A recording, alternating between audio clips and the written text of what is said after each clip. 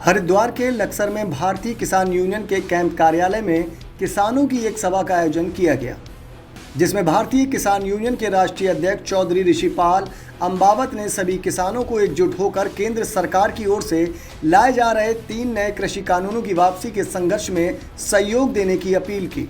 ऋषिपाल अम्बावत ने कहा कि केंद्र की मोदी सरकार अपनी जिद के चलते आज किसानों का शोषण करने में पीछे नहीं हट रही। पिछले 8 माह से दिल्ली के बॉर्डर पर अपनी मांगों के समर्थन में बैठे हमारे किसान भाइयों की दुर्दशा पर केंद्र सरकार मौन साधे हुए है। सरकार और किसानों के बीच 10 दौर की वार्ता के बाद भी सरकार किसानों की मांग को अनदेखा किए हुए है।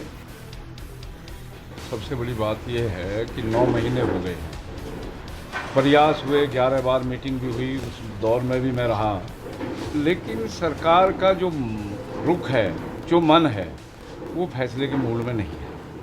सरकार का जो मूड है, सरकार ने हमने एक ही चीज़ कही थी कि भाई चलो कोई बात नहीं, कानून वापस ना ले, 3 साल के लिए इसको पोस्टपोन करो, एमएसपी पे गारंटी दो।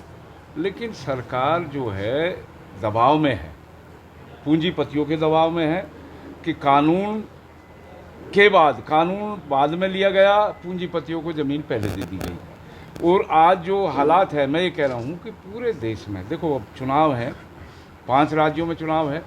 इस चुनाव का नतीजा आपने देखा बंगाल में, और ये नतीजा अब उत्तर प्रदेश में भी है, उत्तराखंड में भी है।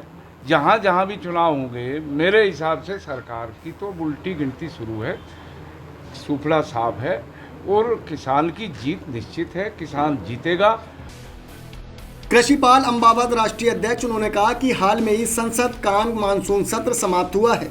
इस सत्र में किसी भी सांसद ने किसानों के समर्थन में एक शब्द भी नहीं बोला है। ऐसे जनप्रतिनिधियों को आने वाले चुनाव में दरकिनार करते हुए हमें अब ऐसे जनप्रतिनिधियों को संसद में भेजना होगा जो किसानों व गरीबों की बातों को संसद में उठा सके और उनकी समस्याओं का हल कर सके। उन्होंने किसानों से एकजुट होकर 3 कृषि कानूनों के खिलाफ चल रहे किसान आंदोलन को समर्थन देने का आह्वान भी किया। हरिद्वार से माई भारत के लिए जॉनी चौधरी की रिपोर्ट।